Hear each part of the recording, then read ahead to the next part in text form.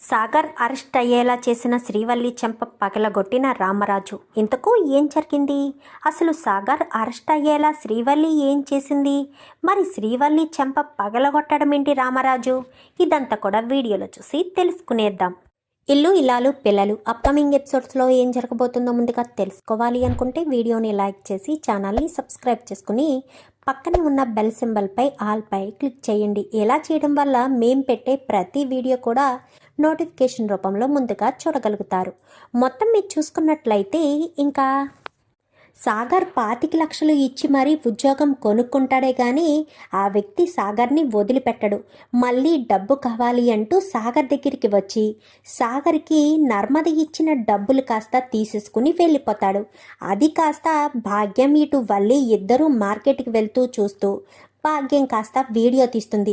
ఈ వ్యక్తి ఎక్కడుంటాడో ఏంటో తెలుసుకోవాలి అమ్మడు అని చెప్పాను కానీ ఏమంటున్నావమ్మా అని చెప్పనేసరికి అవును, ఈ వ్యక్తి ఎక్కడుంటున్నాడో తెలుసుకోవాలి అని భాగ్యం అంటుంది. ఎక్కడున్నాడో ఎలా తెలుస్తుందమ్మా అంటూ వల్లి అనేసరికి తెలుసుకుంటానే అమ్మడు, ఏదో రకంగా ఫోటో తీశాను కదా, వీడు ఎక్కడున్నాడో తెలుసుకుని అసలు సాగర్ దగ్గరికి ఎందుకు వీడొచ్చాడో, ఎందుకు సాగర్ని బెదిరించి మరీ డబ్బులు తీసుకువెళ్ళిపోయాడో అన్నీ తెలుసుకుంటాను అంటూ ఇంకా భాగ్యం అయితే వల్లికి చెప్తుంది. ఏం చేస్తావో చెయ్యి, ఆ నర్మద పొగరు మాత్రం అణిగిపోవాలని వల్లి తెగ సంతోషపడుతూ మాట్లాడేసరికి నీ కళ్ళల్లో ఆనందం చూడడానికి నేను ఏదైనా చేస్తానమ్మడు అంటూ భాగ్యం ఇద్దరు మాట్లాడుకుని అక్కడి నుంచి వెళ్ళిపోతారు. ఇంకా వెళ్ళిపోయేసరికి ఇంకా రామరాజు ఏమనుకుంటాడు, ఆల్రెడీ వనజ గారికి 20 లక్షలు ఇచ్చేయమని చెప్పాను కదా సాగర్కి, సాగర్ ఇచ్చేసే ఉంటాడు అని అనుకుంటాడు. కానీ సాగర్ ఇవ్వలేదన్న విషయం వనజ ఇంటికి వస్తేనే గాని అర్థం కాదు. వనజ ఇంటికి రావడంతోటే గట్టిగా కేకలు వేసి బయటికి పిలిచి, ఎవడబ్బా సొమ్మని నువ్వు డబ్బులు నీ దగ్గర పెట్టేసుకున్నావు, పెళ్ళి ఆగిపోయిన తర్వాత 20 లక్షలు నాకు అప్పచెప్పవలసిన అవసరం లేదా అంటూ వనజ రామరాజు మీద కేకలు వేస్తూ ఉండేసరికి ఏమంటున్నావు చెల్లమ్మ, ఆ రోజు నా మధ్య కొడుకుకి ఇచ్చి డబ్బులు మొత్తం పంపించేశాను కదా అంటూ రామరాజు చెప్పడంతో ఇంకా ఇదే అవకాశమని అనుకున్న వల్లి అయితే సాగర్ మరిది గారు వచ్చారు మావయ్య గారు అని చెప్పి ఇంకా వల్లి సాగర్ని చూపిస్తుంది. ఎప్పుడైతే వనజ ఇంటి దగ్గర కనబడుతుందో సాగర్కి అయితే టెన్షన్ పట్టుకుంటుంది. ఇదేంటి ఈవిడొచ్చి కేకలు వేస్తుంది అని అనుకుంటూనే నర్మదా ఇటు సాగర్ ఇద్దరు కూడా వస్తారు.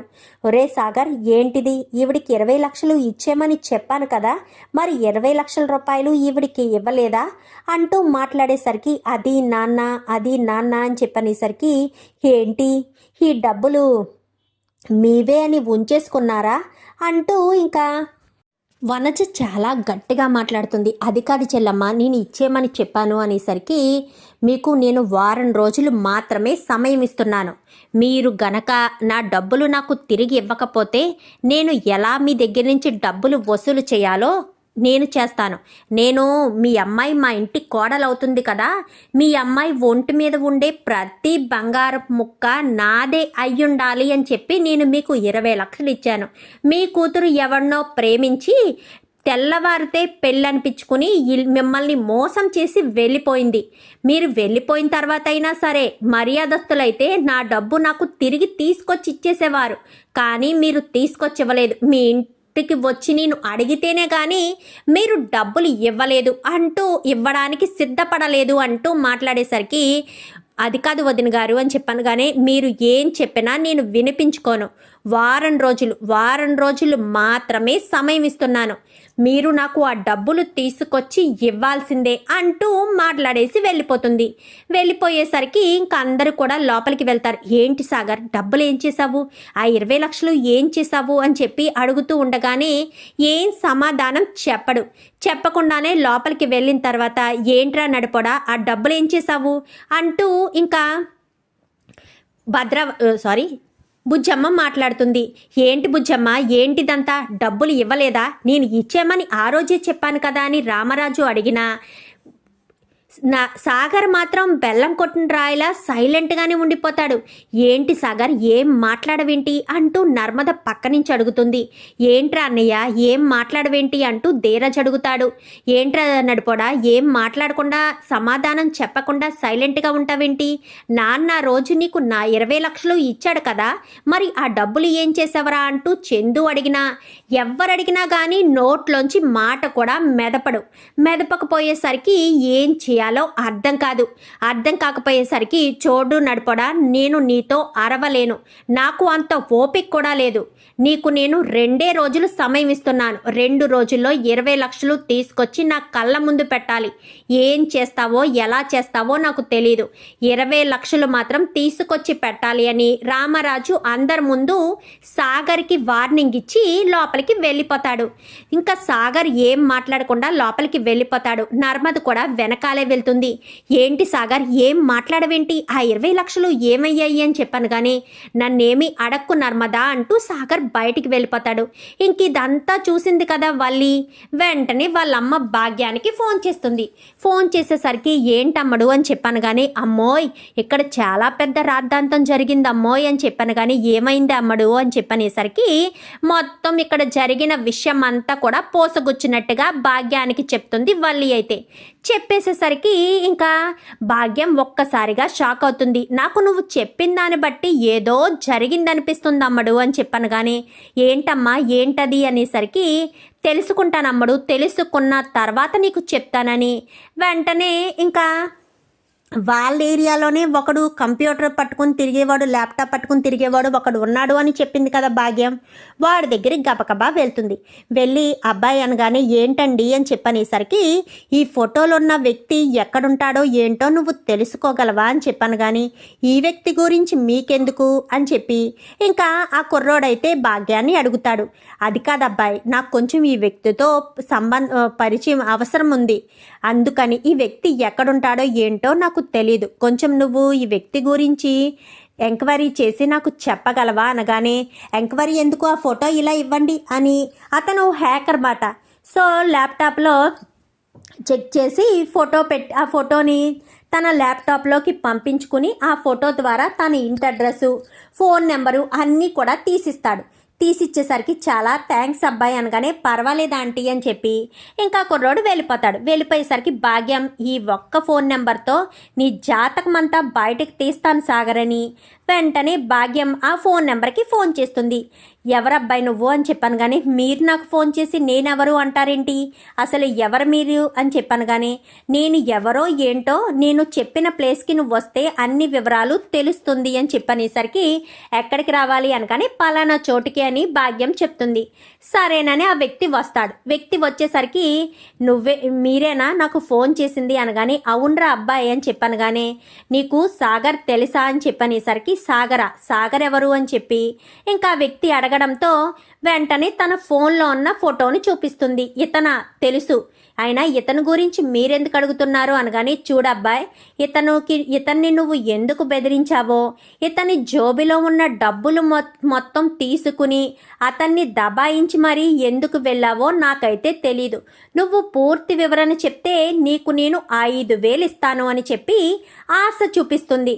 భాగ్యానికి ఆశ చూపించడమే వచ్చు కానీ ఇవ్వడం చేత కాదు కదా అని చెప్పి ఇంకా ఆ వ్యక్తి అనుకుంటాడు. భాగ్యమేమో వీడు ఖచ్చితంగా డబ్బు మనిషే, ఖచ్చితంగా నిజాలు చెప్పేస్తాడని ఇంకా ఏం చేస్తుందంటే వీడియోని ఆన్ చేసి చేతులు కట్టుకున్నట్టు పెట్టుకొని చేత్తో పట్టుకునేసరికి ఇంకా అతను మొత్తం విషయం అంతా చెప్తాడు.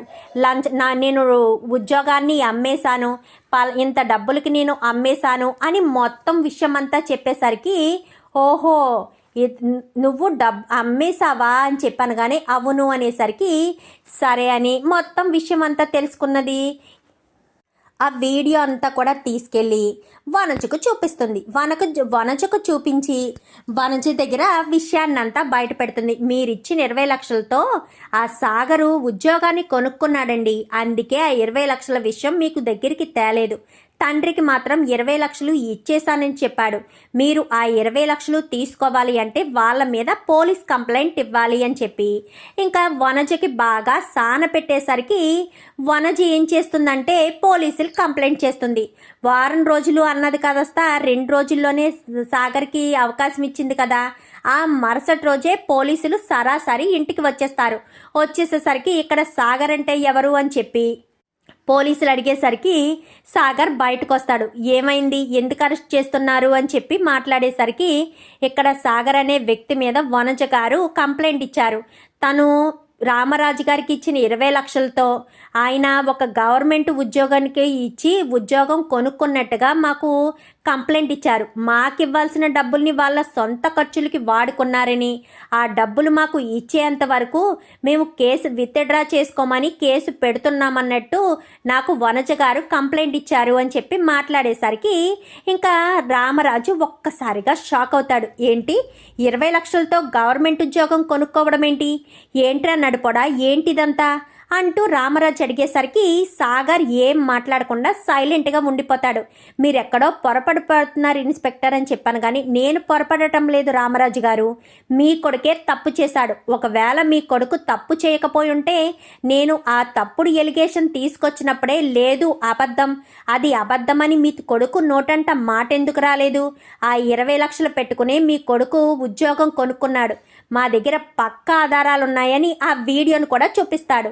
నేను సాగర్ అనే వ్యక్తి దగ్గర 25 లక్షలు తీసుకుని నా ఉద్యోగాన్ని సాగర్కి అమ్మేశాను అంటూ భాగ్యం ఆల్రెడీ వీడియో తీసింది కదా, ఆ వీడియోని పోలీసులకి ఇచ్చి అదే వనజ ఇలా కంప్లైంట్ ఇస్తుంది. సో ఆ వీడియోని చూపించి సాగర్ని కాస్త అరెస్ట్ చేసి తీసుకువెళ్ళిపోయేసరికి ఇంకా వీళ్ళిద్దరూ తెగ సంతోషపడిపోతారు.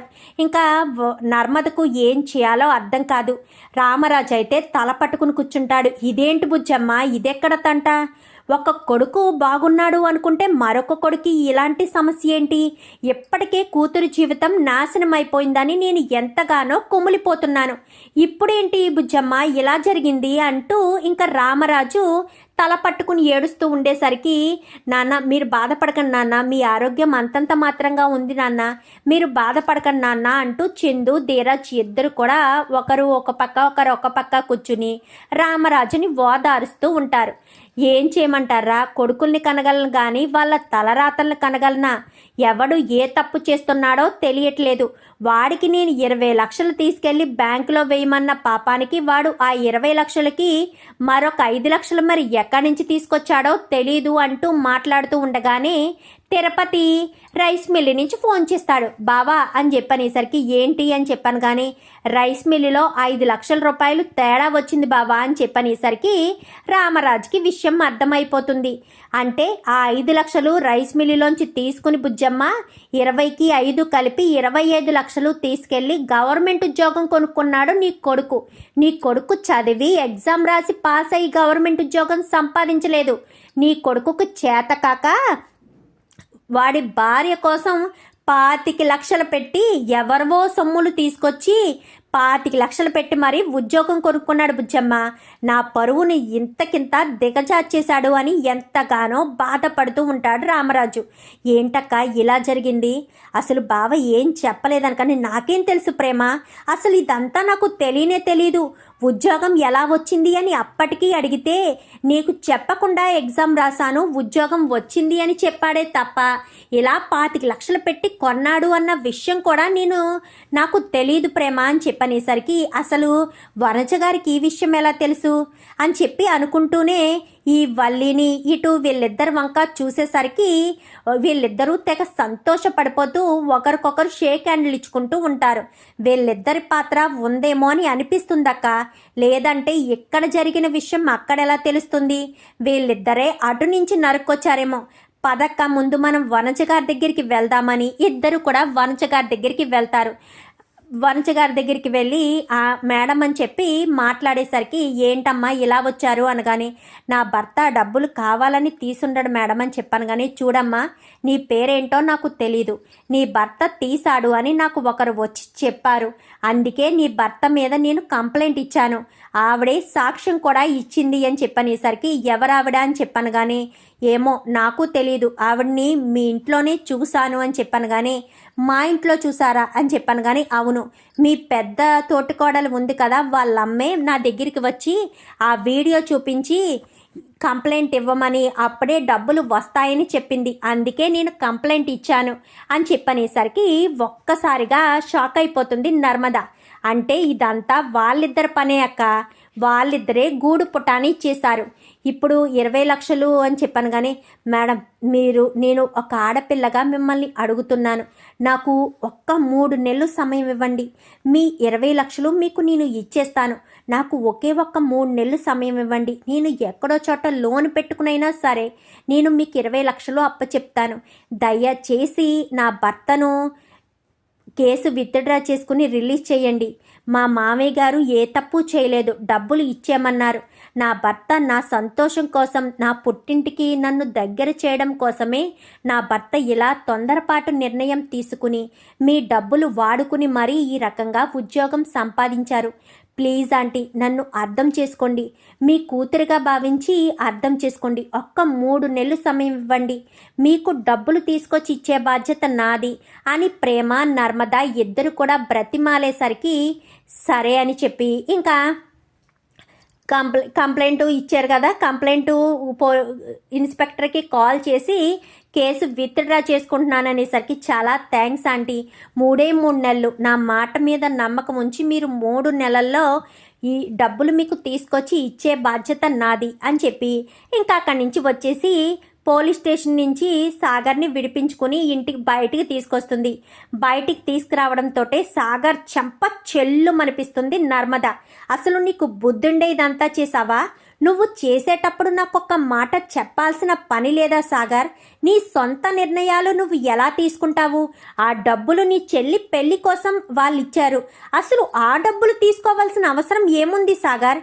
నీకంతగా గవర్నమెంట్ ఉద్యోగం చెయ్యాలి, ఎలా 25 లక్షలు కావాలంటే నేను ఎక్కడో చోట లోన్ పెట్టైనా సరే నీకు నేను ఆ డబ్బులు ఇచ్చేదాన్ని కదా.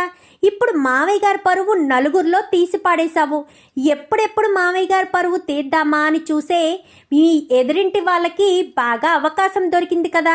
ఇదంతా కూడా వాళ్ళ వల్లే, పదసాగర్ ఇంటికి అని చెప్పి గబా ఇంటికి వస్తారు. ఇంటికి రావడంతో వల్లి చెంప చెల్లు మనిపిస్తుంది నర్మద. చెంప చెల్లు మనిపించేసరికి ఏ నర్మద అనగానే నోరు మూసే అని చెప్పాను. కానీ నర్మద ఏం తప్పు చేసి వల్లి ఏం తప్పు చేసింది, వల్లిని కొడుతున్నావు అనగానే చూడండి మామయ్య, నా భర్త ఈరోజు స్టేషన్కి వెళ్ళడానికి కారణం వల్లి.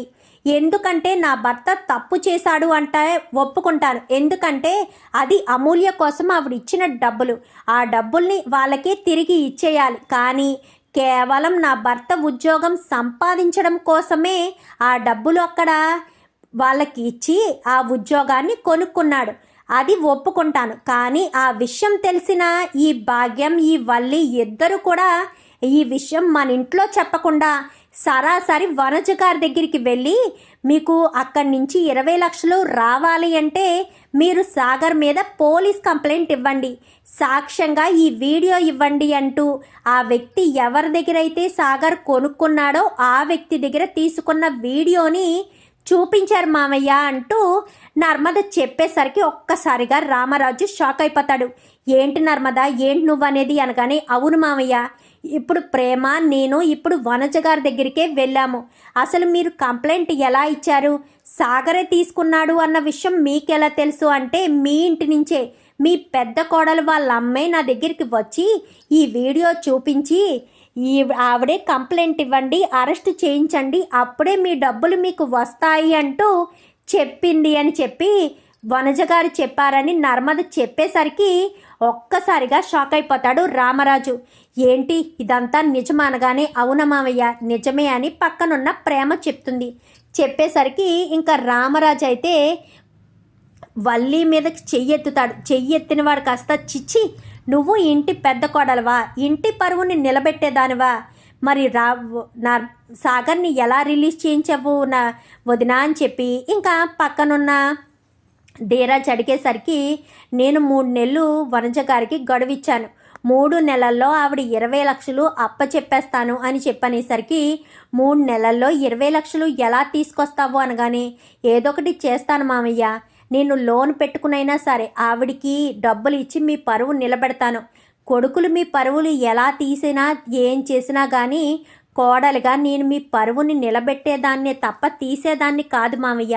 3 నెలల్లో లోన్ తీసుకుని 3 నెలల్లోపే ఆవిడికి ఇవ్వాల్సిన డబ్బులు మొత్తం ఆవిడికి హ్యాండ్ ఓవర్ చేసేస్తాను అంటూ చెప్పేసరికి ఇంకా రామరాజు ఏం మాట్లాడకుండా సైలెంట్ అయిపోతాడు.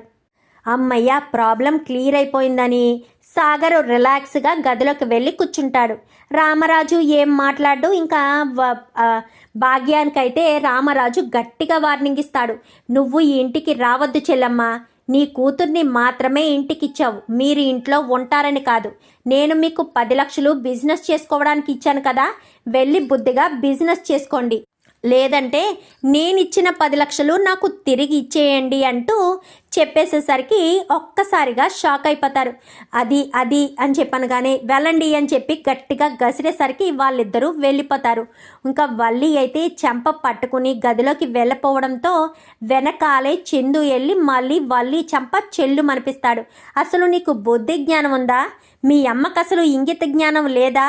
మీ అమ్మ ఏం చేసినా నీకు చెప్పకుండా చేయదు. నువ్వు మీ అమ్మ కలిసి గూడు పుటాని చేసే కదా ఇదంతా చేశారు. నీ వల్ల మా నాన్న పరువు పోయింది. నా ఇంటికి వచ్చి నా తమ్ముడిని అరెస్ట్ చేసి తీసుకువెళ్ళారు.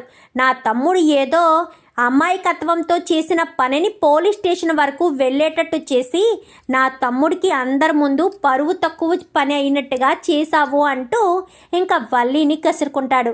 ఇంకా గదిలోకి వెళ్ళిన సాగర్ వెనకాలే నర్మద వెళ్ళి డోరు క్లోజ్ చేస్తుంది.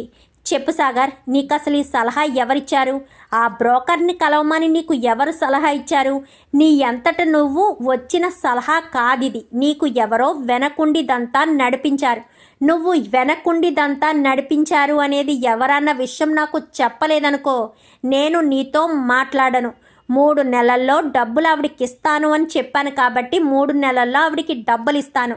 డబ్బులు ఇచ్చిన మరుక్షణం నేను ఈ ఇంటి నుంచి శాశ్వతంగా నీ లైఫ్లోంచి కూడా తప్పుకుని వెళ్ళిపోతాను అంటూ మాట్లాడేసరికి ఇంకా నర్మద ఎప్పుడైతే మాట చెప్తుందో సాగర్ ఒక్కసారిగా షాక్ అయిపోతాడు. నర్మద, ప్లీజ్ నర్మద, అలా అనొద్దు నర్మద. నీకోసమే నేను ఈ ఉద్యోగం సంపాదించాను నర్మద అనగాని, ఛీ, అలా ఎలా మాట్లాడగలుగుతున్నావు? నా కోసం ఉద్యోగం సంపాదించావా? నా పరువును తీసావు. మావయ్య గారిని నలుగురిలో నవ్వుకునేటట్టు నిలబెట్టావు. తల దించుకునేటట్టు మావయ్య గారిని పరువు తీసావు. అసలే అమూల్య ఇంటి నుంచి వెళ్ళిపోయిందని మావయ్య గారు కృంగిపోతున్నారు. నువ్వేమో ఉద్యోగం పేరుతో రైస్ మిల్కి వెళ్ళనని చెప్పావు. ఇప్పుడేమో ఇలాంటి తంట తీసుకొచ్చావు. అసలు ఏంటిదంతా? నీకు ఎవరు సలహా ఇచ్చారు? సాగర్, చెప్తావా లేక 3 నెలల తర్వాత శాశ్వతంగా నీ లైఫ్లోంచి వెళ్ళిపోవడం ఖాయం. ఆవిడికి నేను డబ్బులు ఇస్తాను అని చెప్పాను కాబట్టి లోన్ తీసుకుని ఆవిడికి ఇవ్వాల్సిన డబ్బులు ఇచ్చి మావయ్య గారి పరువు నిలబెడతాను. కానీ నీ లైఫ్లో మాత్రం ఉండే అవకాశమే లేదు. ఈరోజు చెప్తున్నాను, ఈ క్షణంతో నీకు నాకు బంధం తెగిపోయింది. 3 నెలలు మాత్రమే నీతో కలిసి ఉండేది అంటూ ఇంకా నర్మద చెప్పేసేసరికి నర్మద ఇలా డోర్ తీయబోతూ ఉండగా సాగర్, నర్మద ఆగు, చెప్తాను అని నర్మదను ఆపుతాడు. ఎవరిచ్చారు నీకు ఈ సలహా చెప్పు అనగానే మామయ్య అని చెప్పనేసరికి ఒక్కసారిగా షాక్ అయిపోతుంది. ఇంకా నర్మద అయితే, ఏంటి మా నాన్న అని చెప్పాను కానీ, అవును నర్మద, మావయ్య నాకు సలహా ఇచ్చారని సాగర్ ఎప్పుడైతే చెప్తాడో ఇంకా నర్మద చాలా కోపంగా తన తండ్రి ప్రసాదరావు దగ్గరికి వెళ్ళి, అసలు నువ్వు మనిషివేనా నాన్న అని చెప్పాను కానీ, ఎవరితో మాట్లాడుతున్నావో తెలుస్తుందా అని చెప్పాను కానీ, నన్ను కన్నా తండ్రితో మాట్లాడుతున్నాను కానీ నాన్న ఎంతకు దిగచారిపోతాడని అస్సలు అనుకోలేదు.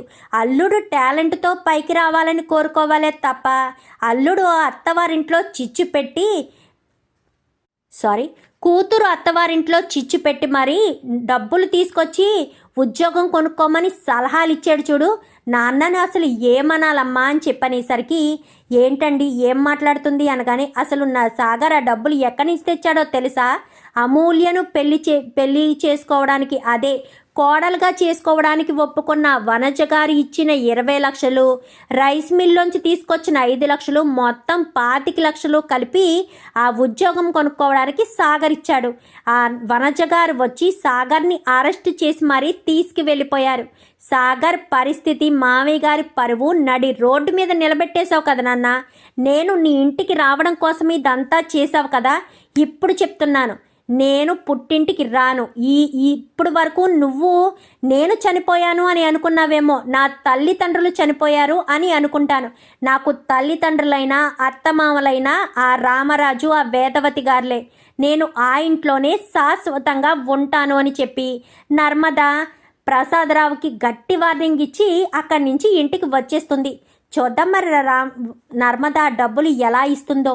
మరి ఎలాంటి ప్రయత్నాలు చేసి వనజకు 3 నెలల్లో ఇస్తాను అని చెప్పింది కదా, మరి ఎలా ఇస్తుందో.